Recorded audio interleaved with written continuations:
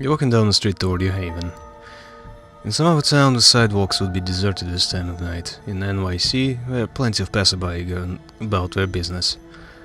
It's easy to be paranoid when you're a vampire, surrounded by a crowd of humans. You cannot have many enemies, and all those enemies have one trait in common. They're invisible, indistinguishable from normal humanity. Other vampires, hunters, all look alike. Look like people. Is that old man just a tired restaurant worker or a kindred thrall tailing your movement? The officers idly waiting in a patrol car, ordinary cops or Second Inquisition specialists looking to end undead threats. This kind of thinking leads to madness, but you can't shake the feeling that someone is watching you. It's not the first time you felt like this. Whatever this is, it's probably something you have to take care of. Best case someone is tailing you, worst case you'll be attacked and killed. Unfortunately, being undead has its limitations. Sun is coming up soon and you'll burn to a crisp if you stay on the streets. You reach your haven and settle in for the day, disconcerted by the idea that someone might know where you sleep.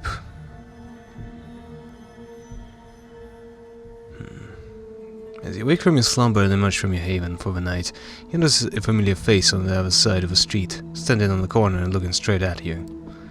It's Kaiser's lackey, whom you met recently, Jackie. He nods to you, encouraging you to approach. His hands are out of his pockets, and he seems pretty relaxed. He's keeping his eyes on the street, though, as if making sure you're alone. He smiles awkwardly when you approach. Evening. Got something for you from our mutual friend. He produces a crumpled piece of paper from his jacket pocket and hands it to you. Read it, memorize it, and give it back here. It's a letter. The paper might be just a page ripped out of a spiral notebook, but the writing on it is exquisitely detailed and deliberate. It reads, "Time to square a debt with me. Go to the wine shop at 232 Mulberry Street and ask for the 1821 Special Reserve Donatello and Negro Amaro. When I tell you I don't have it, say you're a Fedele Servitore della Famiglia G. Those exact fucking words, and make sure you get the G right. You'll get a bottle. Just take it and leave it by saying grazie. Don't ask how much for it or anything else, just walk out. When you have it, come back to Jackie Boy here and let him know. You done? Memorize that shit and hand it over." There's a rush, buddy. What's all this cloak and dagger nonsense? Didn't think your boss was a letter guy. What's the rush? He's got places to be. What's all this cloak and dagger nonsense? Okay, I'm not exactly sure where this is gonna go. Don't think your boss was a letter guy. Let's go with the second option. Letters? Passwords? What's all this cloak and dagger nonsense? That's how the boss likes it. Who am I to argue? I just do what he says. You about done with the letter? You notice phrases mentioned in the letter and the address, and hand the letter back to Jackie. He immediately reaches for the lighter and burns it, putting out the ashes with his boot. "So yeah, when you do what the boss asks, come back here so I can tell you where to go next. I'll be not early over there, so find me when you have the item, whatever it is, I don't know. And the boss made it extra clear that I shouldn't care, so I don't. See ya." He shuffles away and leaves you to pursue the lead in the letter. Time to pay a visit to Nolita. You arrive at the address mentioned in the note. Just take a second to take out in the surroundings. Damn, I wish I could draw like that. That counts in the local restaurant patrons. The street is mostly empty at this time of night, but curiously the wine shop is still open. Inside, a small middle-aged woman with a curly hair stands behind the counter in front of an entire wall of wine bottles. There's a door at the end of the room, with a small table and a chair occupied by a man with a sleek, combed-back hair who's dressed in a black fox leather jacket. He's reading a newspaper but pauses as a little bell rings when you open the door. He takes a sip from a small steaming cup when he gets back to his broadsheet. "Good evening. How can I help?" Be direct, chat her up. Let's go with chat her up. Oh, because such a big selection of wine. Say, you won't have a bottle of 1821 Special Reserve Donatello Negro Amaro, would you? She gives you a curious look. "Let me check." She seems to be looking through a database on a laptop sitting on the counter. She puts on a polite smile. I'm afraid we don't have that one at the moment. Sorry. Casually recite the phrase. Recite the phrase straight and simple. Recite the phrase and reassure her. Let's go straight and simple. I'm Fidel Servitore della Famiglia G. In that case, let me see if we have any in the back. Wait here, please. The woman leaves the counter and goes through the doors in the back. The man by the table puts down his newspaper and takes another sip from a cup, washing it down with a gulp of water from a nearby glass. He tries to hide it, but there's no doubt he's watching you. About a minute passes. Borrow the guy's newspaper, check the guy up. So, how's your evening so far? He's gonna say nothing. The man looks at you with a smirk, but doesn't answer. The doors to the back of the store open and the proprietor emerges with a small unlabeled squat bottle of crimson liquid. She gives you an apologizing smile. Scusi, sorry for taking so long. Turns out we did have it. She offers you a bottle and you reach out to grab it, but she retracts it. You do know what this is, don't you? I'll be taking this, thank you. Why, it's wine, of course. Well, you're a wine shop, so it's wine, surely. Something about the face she makes gives you the impression you blew it.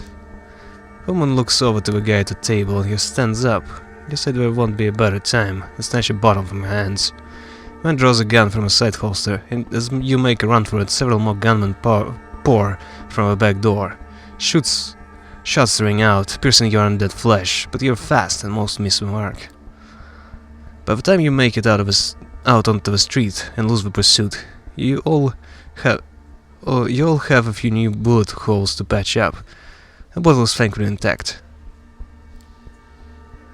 All you have to do is okay, right in there was a little. It's like there was a mistake there. You make your way back to the car cautiously and drive back to your apartment. It takes you some time to find a parking spot, but finally you get out of the car and start looking for Jackie. He's not far from where you parted ways just under 2 hours ago. Got the goods? I do, but it was a hassle. Oh, boo-hoo. Stick around, gotta make a call. He takes a few more steps into the narrow space between two buildings and takes out the same high-tech phone you saw him carry last time. Hey, boss. Yeah, I have it. Where the appointment to? Okay. Yeah, I'll tell him to go there right away. He puts the phone back inside his pocket and turns back to you. Village Point, half an hour, so you better step on it. See you around. With just a flippant salute, Jackie starts walking down the street. You make your way back to the car and drive. You had to push the speed limit to make it on time, but you're here. Village Point is quite a change of scenery. This place is a post-industrial dump, and the nearby stadium notwithstanding. Damn, this also looks pretty cool. Not beautiful because it's basically ruins, but cool stuff. You stop your car once you realize that if you go any further down, the potholes are going to kill your chassis. You step out into one of those gashes in the asphalt, splashing in the ankle-deep water. Kaiser's limo is nowhere to be seen. In fact, the whole place is pretty much deserted, other than the apparent proprietor of a lonely bar and a middle-aged woman who's just locking the place up.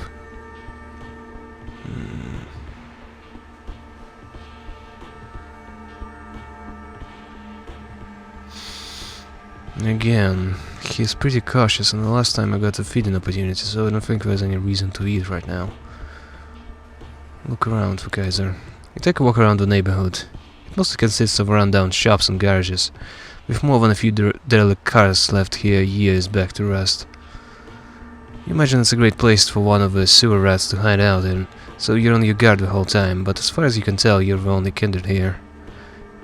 It's only when you hear a car stopping nearby and see what's apparently Kaiser's black limo that you relax a bit and approach it. Same as the last time the car doors open, but nobody comes out. You know the drill. This time Kaiser is visible. First time you look inside, you sit down and close the door behind you. Hardware was a shutout at Mulberry. I told you to keep a fucking script, didn't I? You have a bottle? Get it! You hand a bottle over to Nosferatu. He uncorks it gently, takes a whiff and puts the cork back in. Yeah, that's the stuff. Good job, kid. Consider your debt paid. Oh yeah, also, have this. It's what Langley wanted. He passes you an envelope with what feels like a thick card inside. Thank you, Mr. Kaiser. Now we're even. I think you still owe me a bonus. Well, again, an alpha, I don't think I should do anything to piss him off, so kiss ass is a good approach here, I believe. Langley did say I'm gonna have to deal with him again, so I don't think it's a good idea to burn bridges right now. Yeah, I'll send Jackie over if I need anything else from you. How about that? Time to get out now. He waves you out of the car, with an envelope in hand. You get out back onto the torn asphalt in decrepit surroundings. The limo slowly drives away. Finally, you can return to Sophie and bring her what she wanted. Gregory lets you in. You hear a shrill, unpleasant laugh and you realize Sophie is having a guest over. Thomas Arturo. You met in Elysium a few nights back. That shriek is unmistakable. Ah, Joe, so glad to see you. Tell me, did you two have a chance to talk before? Thomas speaks out before you can. Why, yes, of course, and such a good first impression you made too. Miss Langley clearly did the right thing by taking you under her wing. I'm sure she thinks so too, don't you, Sophie? Why, of course Of course you do, of course. Well, I believe I got to be going. I'll be sure to let Prince Panhard know your thoughts, Miss Langley. Word for word, or as close as I can remember them. I appreciate it, Thomas. You two enjoy your night now. Good night, Sophie, Joe, Craigie boy. He gives you a slight smile. Sophie driver opens the door for Arturo, and the guest steps out with a single wave of a hand toward his host and you. The doors close. He's quite a character, isn't he? What a creep. What's his deal? Well, that's his clan, so that's the way he acts. He's quite a character, isn't he? Yes, quite, but he has his uses. Thomas has clout in court and access to many juicy details on everyone, from the prince to the lowliest primogen. It's useful to have him on your side, even if his eccentricity requires some patience. Speaking of patience, you have been putting mine to the test lately. Did you manage to contact Kaiser and acquire what I asked for? Yeah, but I had to do another job for him. Yeah, I have the data you offered, but the data you offered was old news to him. I had to do another job for him before he gave me this card. She retrieves the envelope from you. I'm sure he did. I do hope it wasn't too much of an inconvenience. He's just a huge prick. I had to deal with his servant first. Had to retrieve a bottle for him. He made me go on an entire separate escapade to retrieve a bottle of wine from a store in Nolita. I had to use code phrases and whatnot. Wine shop? Code phrases? And the Jared pest. She's visibly agitated, but calms down and smiles at you. Don't worry about it. I'll make sure that whatever Kaiser had you do, it'll blow over. She opens the envelope and looks at the card. You notice the same lettering you saw on Kaiser's note from before, but can't see the details. Her eyes widen. Yes, excellent. I need to call on some favors. I will likely be busy for the next few nights. You have my permission to show some initiative, my dear Charge. I will contact you soon. With that, Sophie ushers you outside. You're outside? Are you left to do... Where are you... Okay, you seen that? Where you are left to do with the rest of the night hours as you like. Tamika? Anything else? It's been some time since what kindred historians will no doubt refer to as Battle of Cloisters. Still no word from Tamika. Maybe it's time we drop by and see how she's doing. Yeah, I wanna take a small break from them. Recently you've fallen in somebody's tail on you. Time to confirm your suspicions. I thought that was the Nosferatu guy. Yeah, okay, sure, I wanna go with that. Someone's following you around. Has been for a few nights, maybe longer, but can't be a good thing. Then the question is what to do about it. Provoke a stalker to appear. Tell Sophie you have a problem. I don't think she'll help, so let's provoke a stalker. You venture out to the street with the goal of letting your stalker know you're aware of being followed. It's time to stop this ridiculous charade. It's raining outside as you step out onto the street in front of your haven. You wonder whenever that'll help you. Will you be able to see the footprints of your stalker in puddles on the ground? Not sure where to start, you slip a few bills to a homeless man and shut up the guy who runs the local bodega. Both talk your ear off about strange characters hanging around and none of their stories seem right to you. Walking the streets, you're by turns convinced that everyone you see is an enemy agent out to get you, and that your stalker has decided to take a night off. Frustrated after a couple of hours of useless searching, you cross the road without looking where you're going. A courier on a motorbike zooms towards you, not having enough time to brake or swerve as you suddenly step in his way. For a split second your eyes meet those of a man on a bike, and you both know you'll collide. You'll get hurt. Something hits you, pushes you forward. You tumble flying to the sidewalk as the courier zooms past. You feel a weight on your back, catch a glimpse of something. A person, female, you think, and then she disappears. You spend a couple more hours trying to find the woman who's stalking you, but in your shriveled undead heart you know it to be futile. She's gone.